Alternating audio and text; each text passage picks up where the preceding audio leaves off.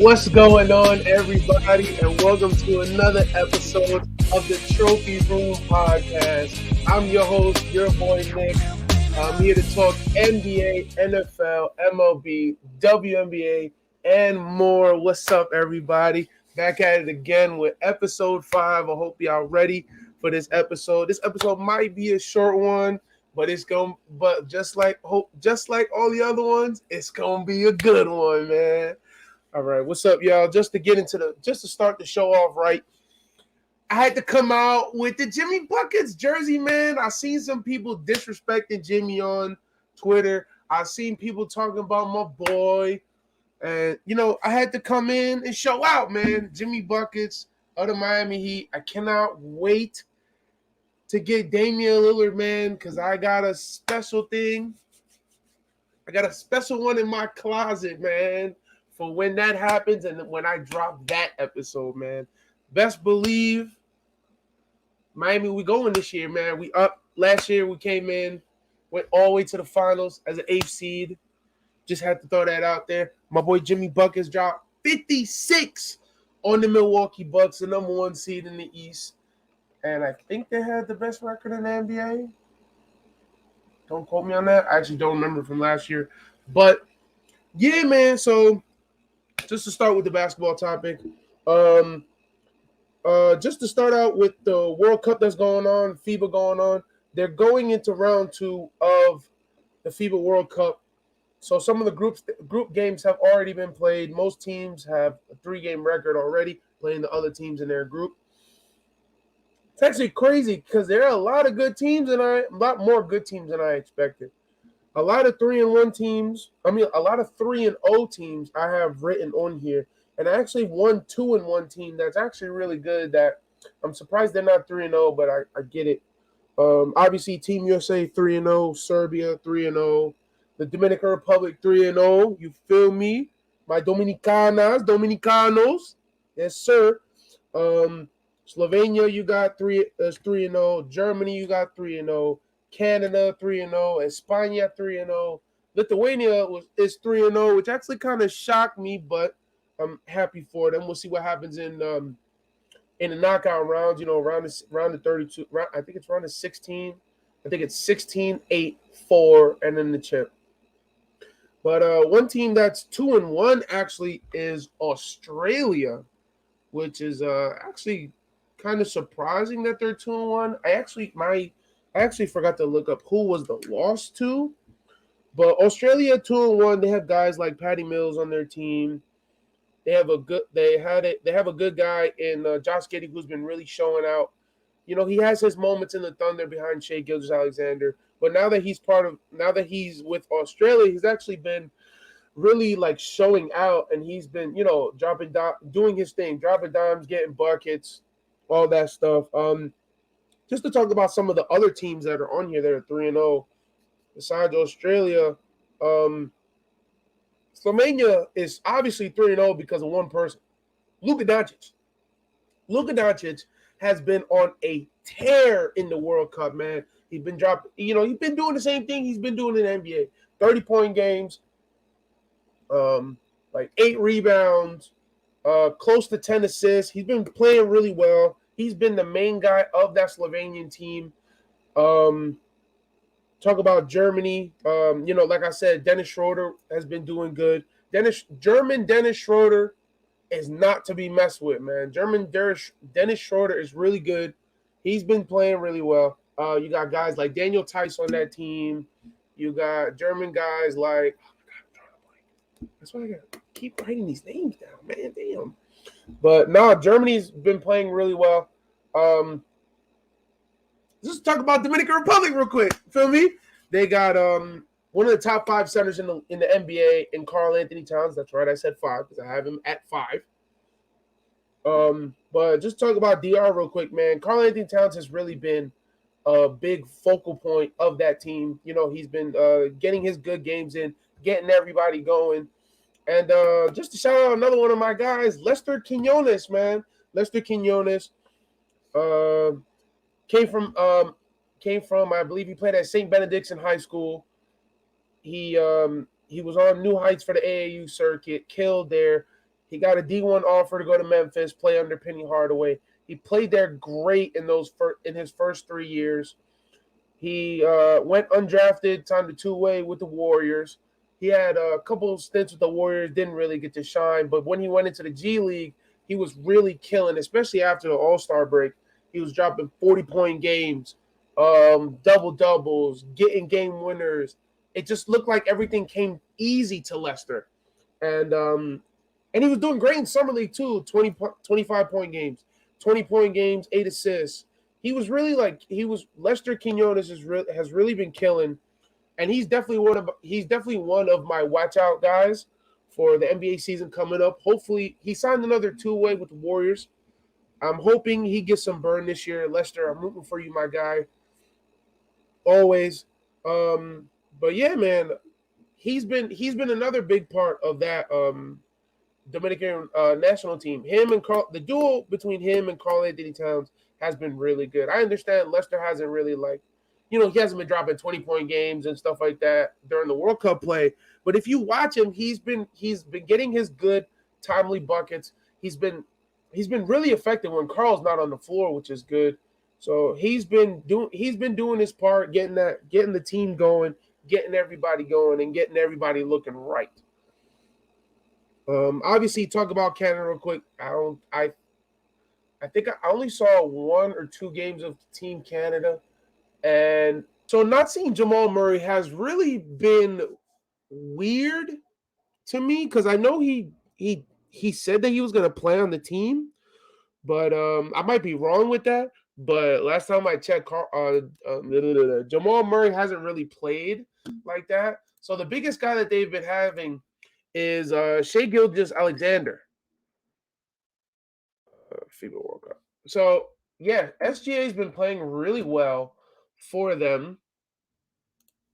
And obviously, besides SGA, you have guys like Dillon Brooks. Dillon Brooks has been not a focal point, but he's been playing really well for that team lately.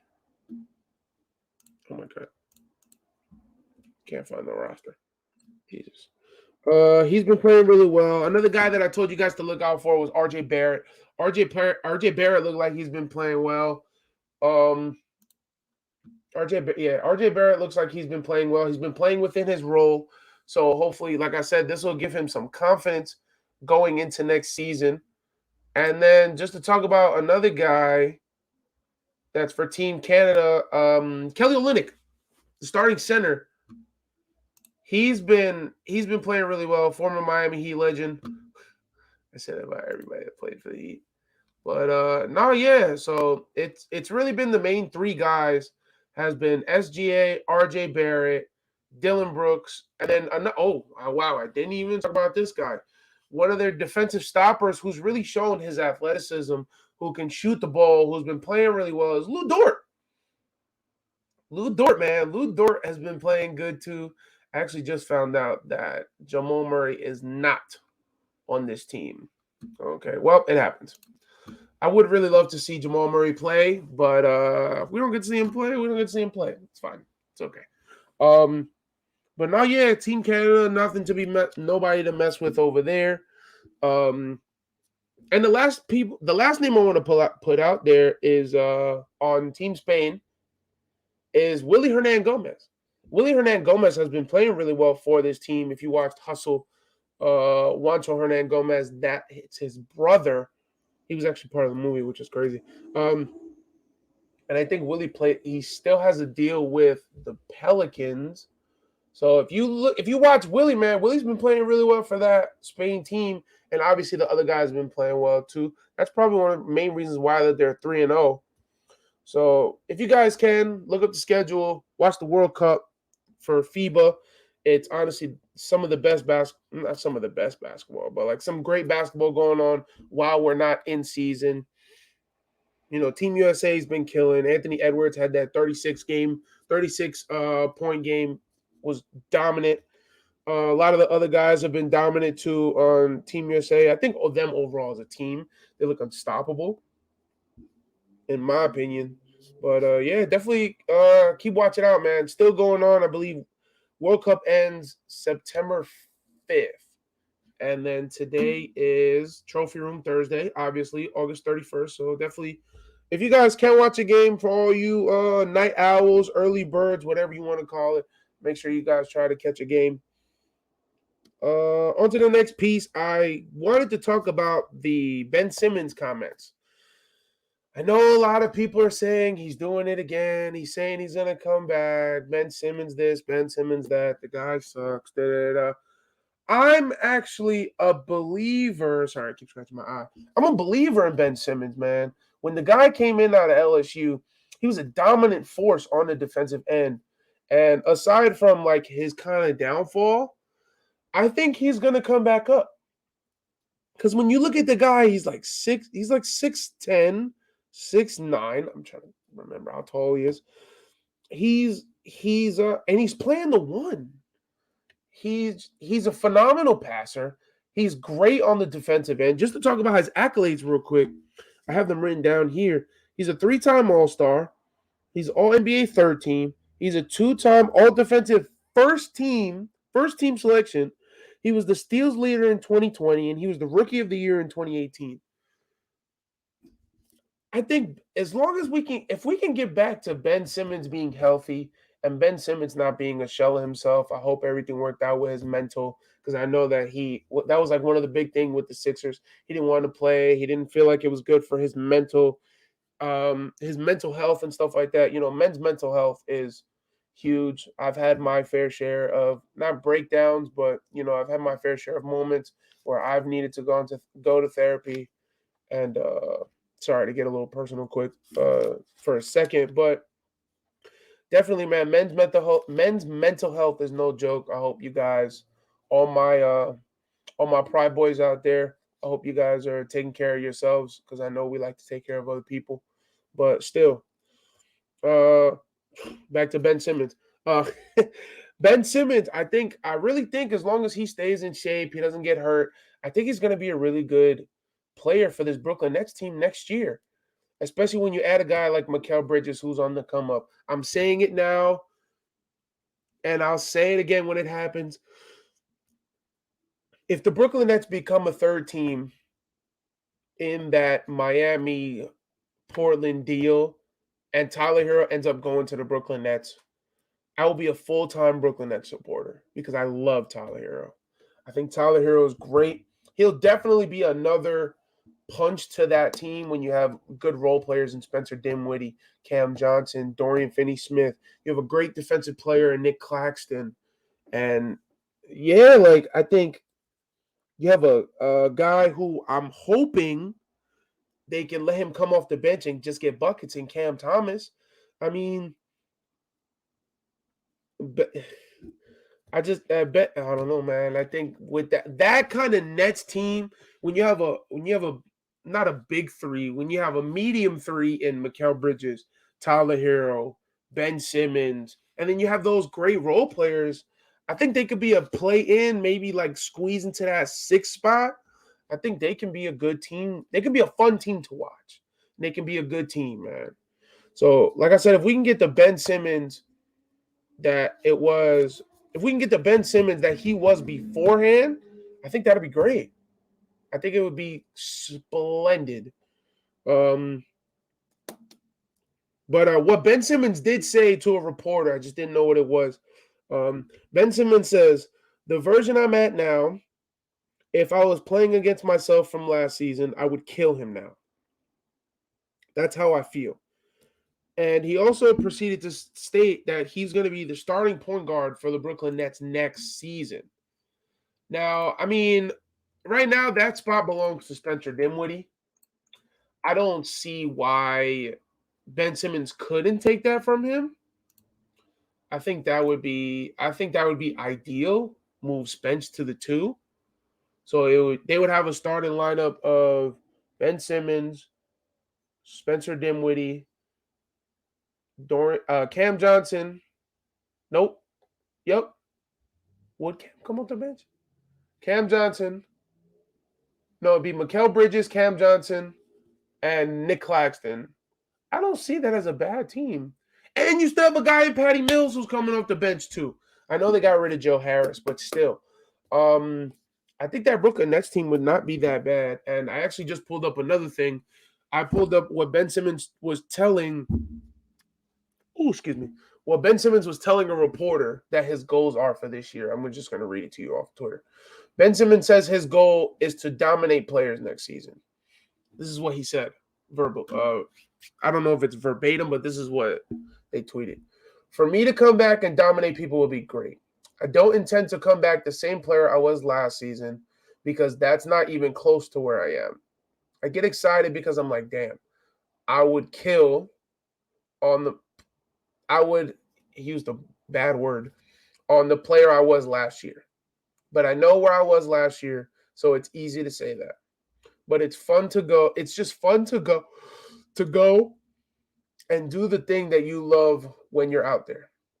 That's really it for me. I don't really ask for too much. Okay, so basically what he's saying is he just wants to be healthy and he just wants to go out there and play basketball, which I have no problem in. Again, dude, as long as he can go back to that defensive minded guy he was when he was in Philly, he was the pass first guy. He low post moves, hook shots, all that. Driving to the basket, dunking on everybody. I hope he can be that guy again. I'm hoping he can go back to being that dude. That's what I'm hoping for. So we'll see what happens with that. And just to go on to the last piece of this NBA segment of my show. Yeah, I know NBA's a little dry right now. I can't wait to get closer and closer to the NBA season. NBA season starts in October. Just to talk about what Giannis has been saying. Apparently, there was a report going around that when Giannis's contract is up, it doesn't look like he's going to sign with the Bucks. I think it's all lies. When people talk about, oh yeah, I can see him playing with Steph, I can see him playing with this person, I can see him playing here. I don't see Giannis leaving Milwaukee. Because when you look at that front office, Giannis has been their saving grace. Giannis has been that guy for the Milwaukee Bucks franchise, for the Milwaukee Bucks fan base, and just for the city of Milwaukee, period. I don't think I think this is all like speculation. This is all them talking. So that way they'll probably Milwaukee will have to give him whatever he asks for. I think that's what's going to end up happening. Milwaukee's going to end up paying him. Milwaukee's going to give him what he wants. And they're just going to end up, I'm telling you, they're just going to pay the man. I don't think he's going anywhere. This could be all speculation. So I think when his contract comes up, he might pull a Kevin Durant and be like, oh, I'll go meet with teams. Well, pulling a Kevin Durant is not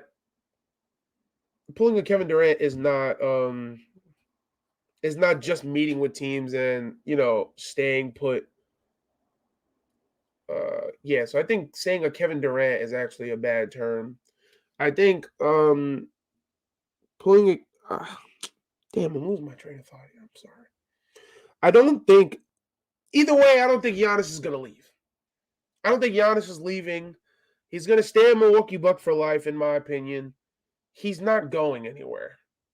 I don't think anything like that is gonna happen.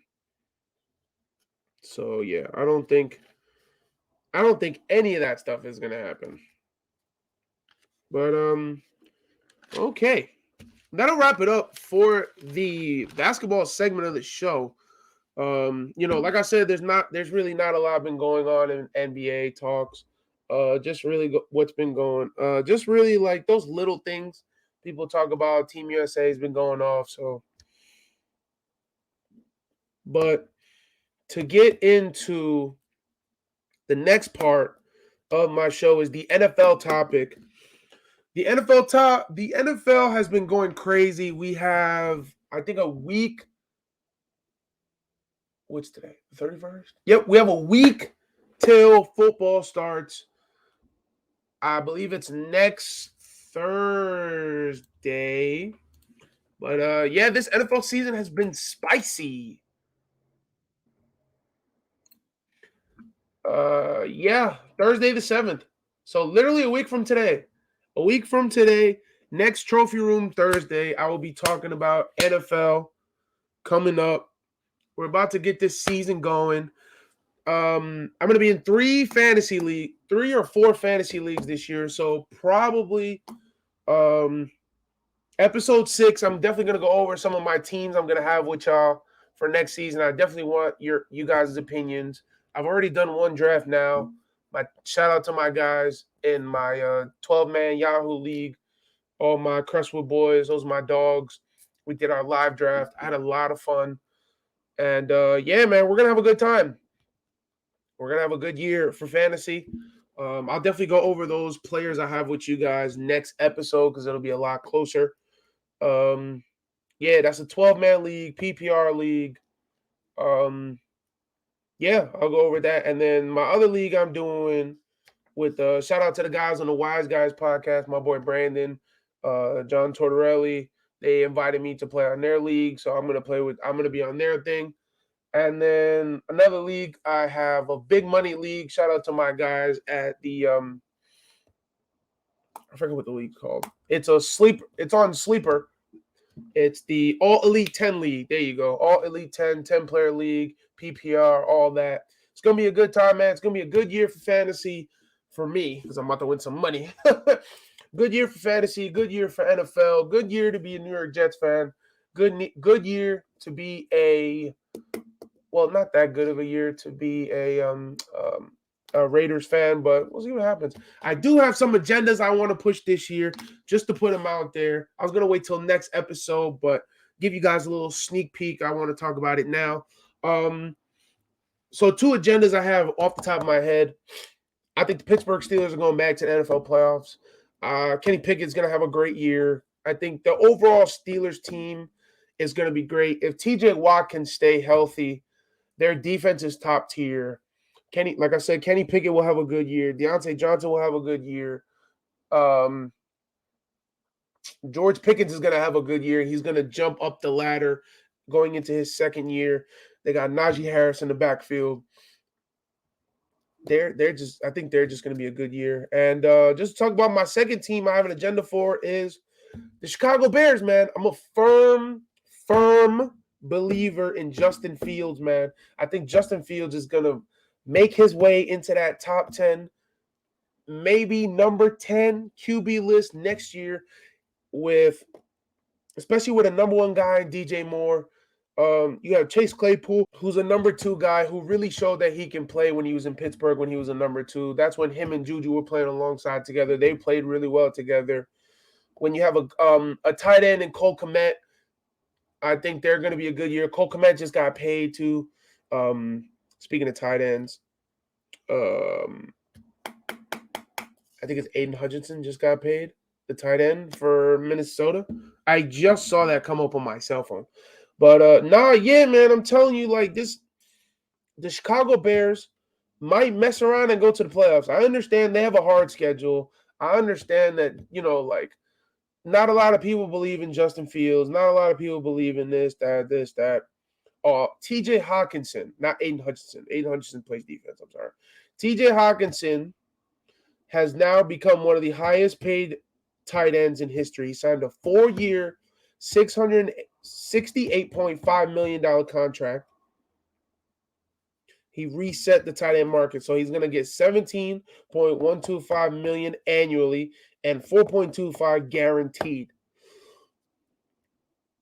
So with that being said, he will become the highest paid tight end in the NFL right now, and I think in NFL history. So yeah, man. Just to go over my agendas for this year. Well, 2 of them that I have off the top of my head. Pittsburgh gonna have a great year. Pittsburgh might go to the playoffs, and the Chicago Bears might go to the playoffs too. So Justin Fields definitely gonna make that leap this year. They're gonna be a really good team. And yeah. On to the actual segment, the stuff that I have written down here. Jonathan Taylor was placed on the PUP list and will be out until minimum week 4. Now, for those of y'all that don't know, PUP list is physically unable to perform. So those are for guys like Kyler Murray, who probably won't be able to play until week 6. Von Miller, they said Von might come back week 4, week 5. They put Jonathan Taylor on the PUP list because they still haven't found a trade for him. The Colts said they couldn't find a fair value offer for Jonathan Taylor.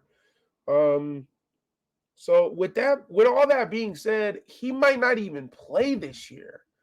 This year might be not another Le'Veon Bell, because Le'Veon was crazy.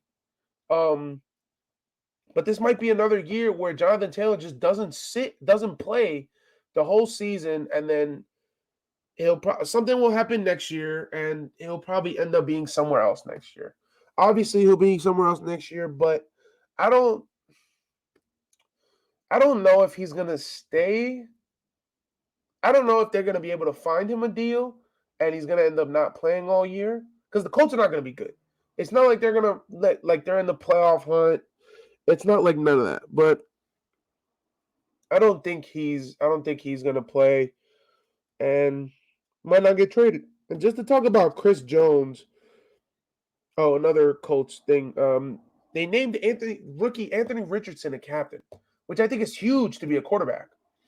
A young quarterback, first year in the league, comes in with the NFL team, gets named the starter, and gets named a captain.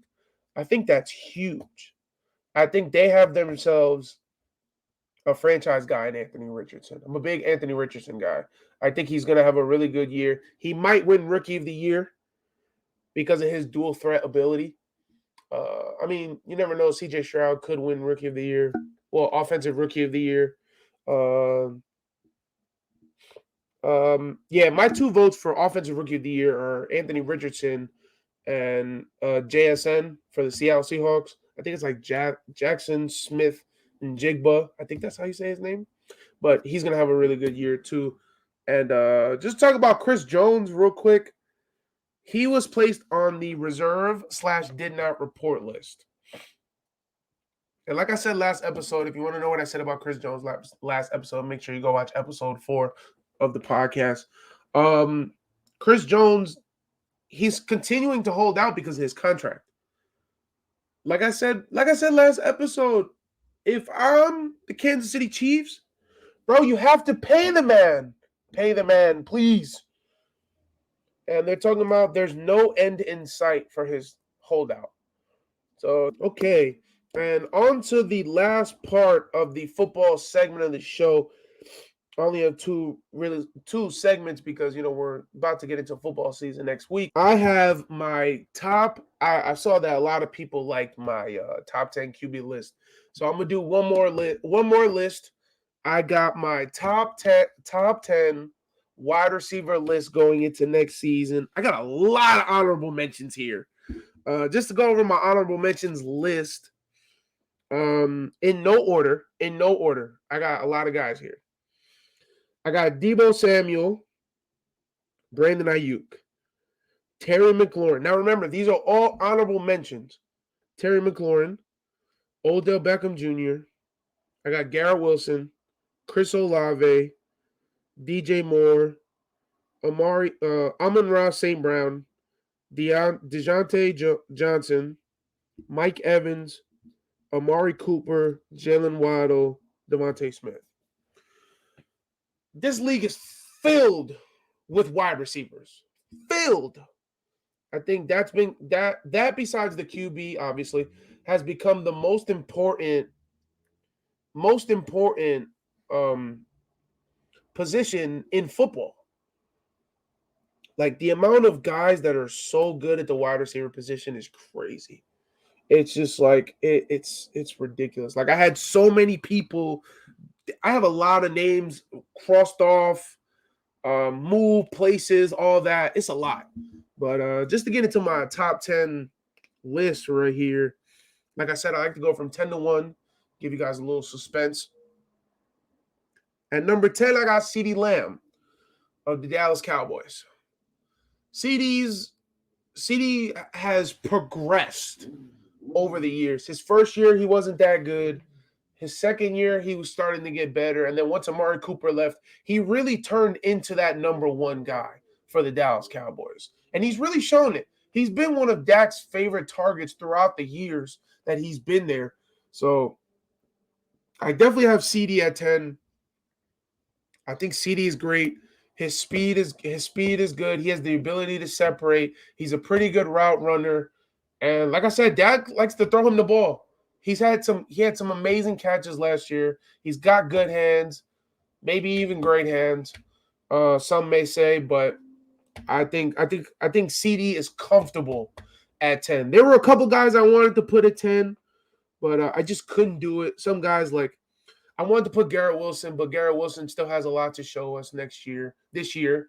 If Garrett Wilson can make that, if Garrett Wilson can have a better year than he had last year, like by far, he'll probably go in my top 10. No bias. And then another guy I talk about kind of same tier as Garrett Wilson is Chris Olave. Chris Olave, if he has a better year, because if you look at Garrett Wilson and Chris Olave, they had last year they had bad quarterback play, and they both had similar years. Now you add, I understand Garrett Wilson has the better QB, but if you add Derek Carr, who's not a scrub, who's pretty good at the quarterback position, when you give Derek Carr a receiver like Chris Olave, well, actually it's the other way around. When you give a receiver Chris Olave, the quarterback of Derek Carr, I think he's gonna have a good year. I think, yeah. Another guy I wanted to put at 10 was, Debo, Brandon Ayuk, Terry McLaurin, Mike Evans could have been there. But for me personally, I definitely put CeeDee Lamb in that top 10. I think he's really good. At number 9, Seattle Seahawks wide receiver, DK Metcalf. Because if you look at, me and my buddy were just talking about this. Shout out to my boy Rye. When you look at a guy like DK Metcalf has the size. He's built like a linebacker. He's got the hands, and he's got the speed. Some people say he's not as fast. He's arguably, not arguably. He's definitely, he's probably the biggest wide receiver in the league right now, and he's up there in speed.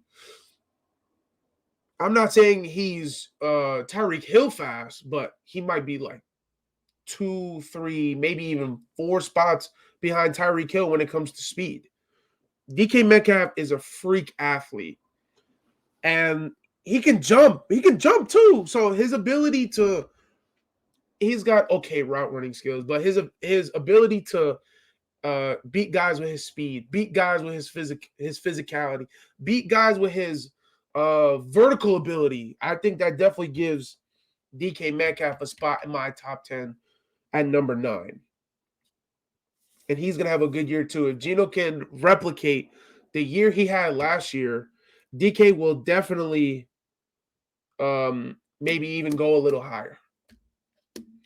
Number 8, I got the Eagles wide receiver number 1 in AJ Brown. This is, a lot of people might not agree with AJ, but as much as I love Jalen Hurts, he definitely made Jalen Hurts' job easier. With AJ Brown's ability to separate, with AJ Brown, he's pretty fast. His ability to view the ball, catch the ball, and like his over the shoulder catching ability is just ridiculous. Like, he definitely makes it easier for Jalen Hurts, but Jalen Hurts still does his job. So I think AJ Brown at 8, I think is pretty comfortable. In my opinion, he definitely was the lead guy in Tennessee when he was there, and he's the lead guy in Philly. So he became Jalen Hurts' number 1 target. Him and Jalen Hurts really got that connection. So I can't really say it's more AJ Brown than Jalen Hurts. I can't say it's more Jalen Hurts than AJ Brown. I think they're both great players. They complement each other really well. And yeah, all I'm going to say is AJ Brown made Ryan Tannehill look good. So that says a lot. Says a lot. And y'all know how I feel about Ryan Tannehill. But at number 7, talking about Ryan Tannehill, at number 7, I got DeAndre Hopkins. Hopkins still probably has the best hands in the league. He he wasn't all that crazy last year. He was hurt here and there. And Kyler, I think D Hop's hopefully going to have a great year. I still think D Hop has some of the best hands in the league. He's got good speed. He's got good separation. He's got quick feet. So I think D Hop at 7 is pretty comfortable. I think he's going to be, I think D Hop, like I said, he's going to probably going to make Ryan Tannehill look good, in my opinion. But yeah, D Hop is up there at number 7. At number 6, I have Los Angeles Rams, Cooper Kupp. So 2 years ago, when they won the Super Bowl, Cooper Kupp had the best statistical year anybody could possibly have. He won a triple crown, I think it's called, but he killed. He had great catches. He was the number one guy. He was the number one fantasy option, which I don't think he's going to be a number one fantasy guy this year, but he's definitely going to have a great year, especially if Matthew Stafford can stay healthy, because we all know that's Matthew Stafford's number one target. So I think that's definitely going to help Cooper. And like I said, if Cooper can stay healthy, he's a really good route runner. He's got good speed. He's got great hands. He's able to catch the ball and still get some yards. Not as good as guys like Travis Kelce, but still, like he's gonna have a good year as long as him and Stafford can stay healthy. If Stafford can go back to the guy he was 2 years ago, he definitely can. My question about Kupp is that when you look at their roster, it's all eyes on Cooper now. When Cooper was having that good year, he had Odell Beckham next to him. He had Allen Robinson next to him. And I believe he had Brandon Cooks too. Was it Brandon Cooks or somebody else? I don't remember. But now most of those guys are gone. So it's going to be all eyes on Cooper. And everybody knows Stafford's going to throw him the ball. So, I mean, yeah, if you can get Cooper into one-on-one coverage, he'll be able to do his part. But if you got Cooper going into certain actions and stuff like that, he might, I don't know. It might not work. It might work. We're going to see what happens this year. And going into my top 5, y'all might hate me for the way I have some of these guys positioned, but this is just how I feel. So if you don't like it, tough cookies. Tough cookies is crazy. I don't know why I just said that. Wow, I'm a grown man. I don't know why I said tough cookies, but whatever. At number 5, I got Buffalo Bills, Stephon Diggs. He's shown time and time again why he's a number one guy in this league. He's so good, man. He made it, him and Josh Allen are like this. They had a really good connection despite all the rumors that were going on. Stephon wanting to leave. I think that was all for show, in my opinion. But yeah, Stephon Diggs is gonna be really good this year. Obviously, he was top 5. He was top 5 in yards, top 5 in catches, maybe even top 5 in touchdowns. I don't remember, but Stephon Diggs, another great guy. I still have him at number 5. At number 3, I have Jamar Chase of the Cincinnati Bengals. I think he's obviously a great complementary to Joe Burrow. Everybody was talking about his rookie year. Oh, he's dropping passes. He doesn't look that good. He might be a bust. He shut all that noise down in his rookie season, breaking records, being up there with Justin Jefferson, competing, all that. And then they went to the Super Bowl. So he's nobody to play around with. Everybody knows who Jamar Chase is. I actually think I just messed up. That's crazy. I think I just messed up. Just to go back. Actually, wait, no, I didn't mess up. Did I mess up? I don't know. You know what? I'm going to stick to my guns and stick to what I wrote here. I actually lied. So I have, just to go over my top 5 again, I have Stephon Diggs at 5. At 4, I have Tyreek Hill. We all know what Cheetah is. He's fast. He can catch the ball. He's a good route runner. And yeah, I just hope Tua can stay healthy and throw him the ball. He's really good. He's really good at getting yards after the catch. But yeah, so I have Tyreek Hill at 4, and I have Jamar Chase at 3. That's literally what I wrote down. I'm sorry, I messed that up. I don't know why I said Chase. I was getting ahead of myself. Okay, and I already spoke about Chase. Really good guy, top guy out there. Burrow's number one. Burrow's favorite target. You know him and those two got that LSU connection. And to get into my top 2, at number 2, I have Justin Jefferson. I have Jettas. Jettas is, you could argue he's number 1, but I still have another guy ahead of him. Jettas has some of the best hands in the league. He makes Kirk Cousins look good. Kirky's okay, but he's good. He's not all that, in my opinion. But he makes Kirk Cousins look good. He had some amazing catches last year. He was he's not single-handedly because somebody stole him the ball, but he gave his game last year against the Bills was nuts. If you guys can go watch that game, the amount of the difficulty of catches he's made is crazy. Jettas is a once-in-a-lifetime player. I have Jettas at 2 now. When next year comes, I'll probably have him at 1 because Jettas is just that guy. Justin Jefferson is that dude. I really can't say nothing else. And at number 1, I still got my guy that I've been rocking with for the past couple of years. But like I said, next year he might be 2, might be 3 because Jettas, Jamar, Tyreek Hill, they on the come up. See what happens this year. But at number 1, man, I got Davante Adams. One of the best route runners in the league. He's got some of the best hands in the league. His separation is amazing. His speed is good. His footwork is great. I understand he had bad quarterback play last year. Derek Carr wasn't what we all wanted him to be. Trust me, I'm a Raiders guy. I get it.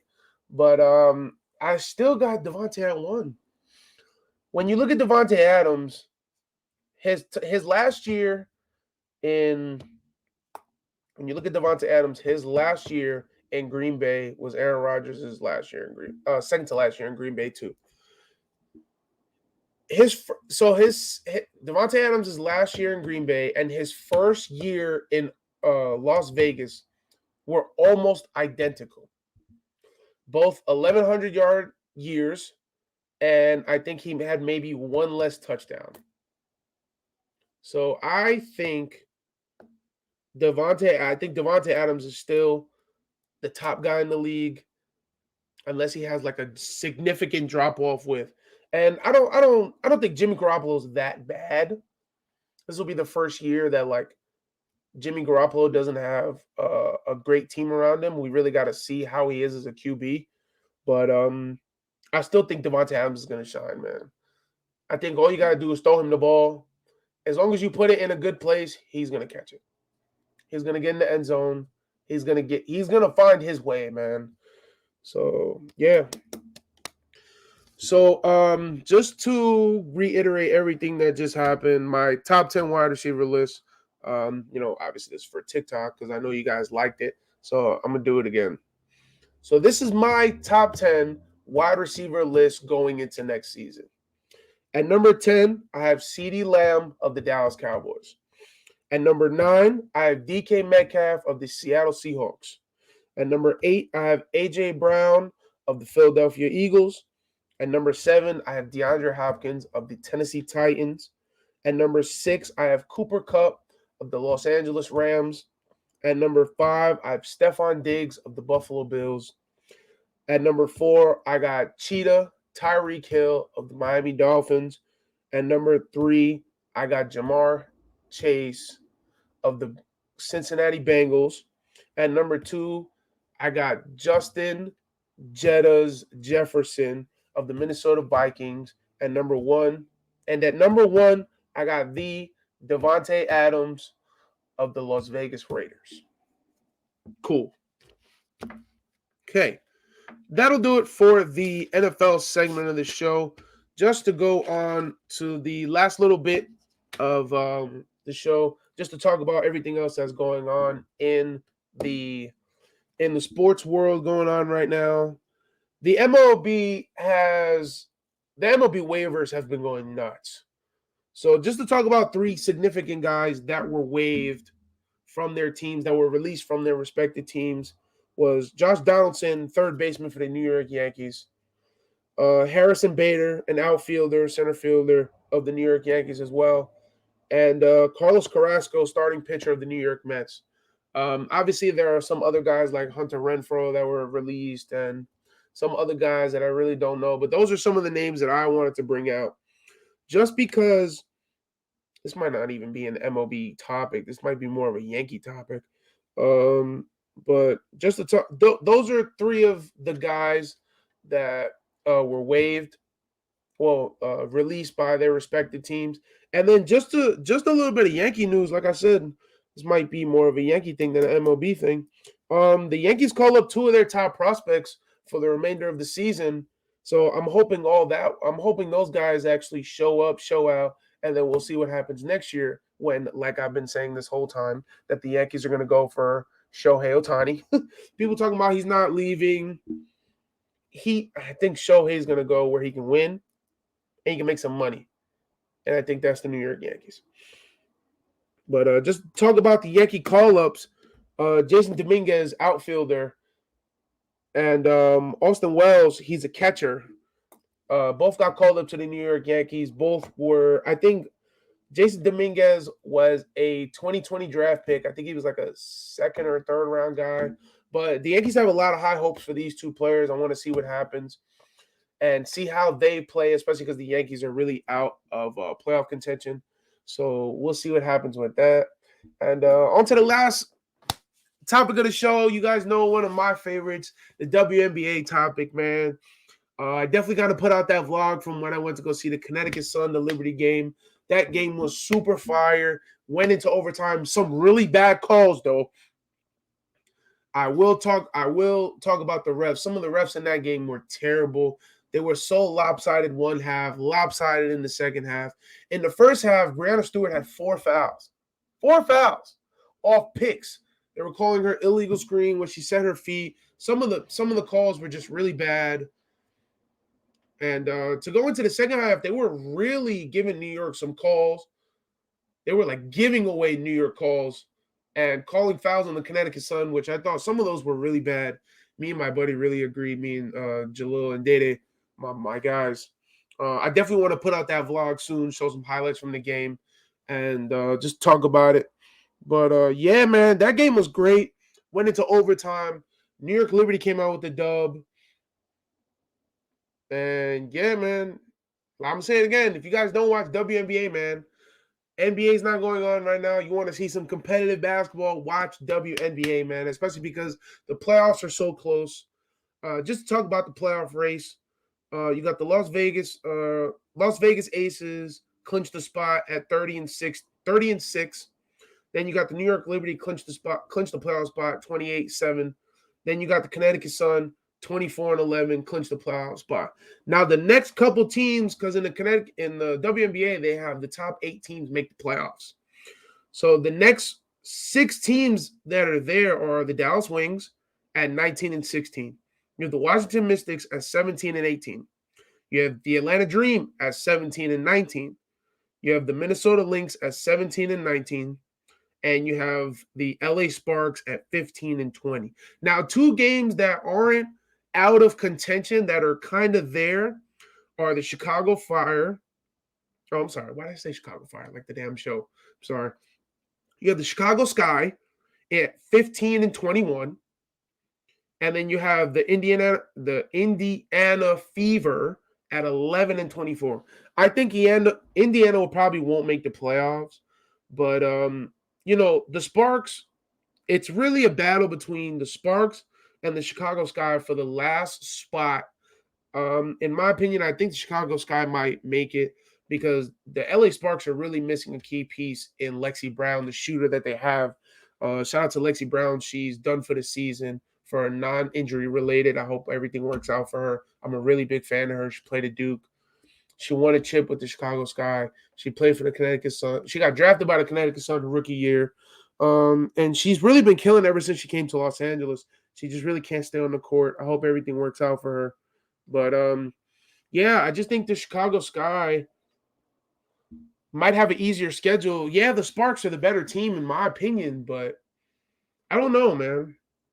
And then, you got the Minnesota Lynx, the Atlanta Dream, and the Washington Mystics all at 17 and 18, 17 and 19. So it's really a tight race for seeding purposes about like who gets home court, who's going to play what team. So I think that's going to be fun. And then just to throw in the team there, you got the Dallas Wings, who 19 and 16, who are only 2 games behind the Mystics, Atlanta, or 2 games ahead of the Washington Mystics, the Atlanta Dream, and the Minnesota Lynx. So the season is coming to an end. We'll see what happens with the last couple games. I can't wait to watch the playoffs. Like I said, man, WNBA, if you're not watching NBA, watch WNBA. It's so much fun, man. Yeah. Shout out to the women. And that's going to wrap it up for episode 5. Oh, I saw you guys vote on my Twitter poll. I will be having a guest every 10 episodes. So if you guys got any suggestions, at me on Twitter. Hit my DM on Instagram. Put a comment in the YouTube. Let me know who you guys think should be on my first ever guest episode 10. Obviously, it's coming in 5 weeks, but still, let me know what you guys think. And yeah, man, that's gonna wrap it up for episode 5 of the Trophy Room podcast on Trophy Room Thursdays, man. I hope you guys liked the video. Make sure you guys subscribe on YouTube, follow on TikTok, follow on Instagram, follow on Twitter.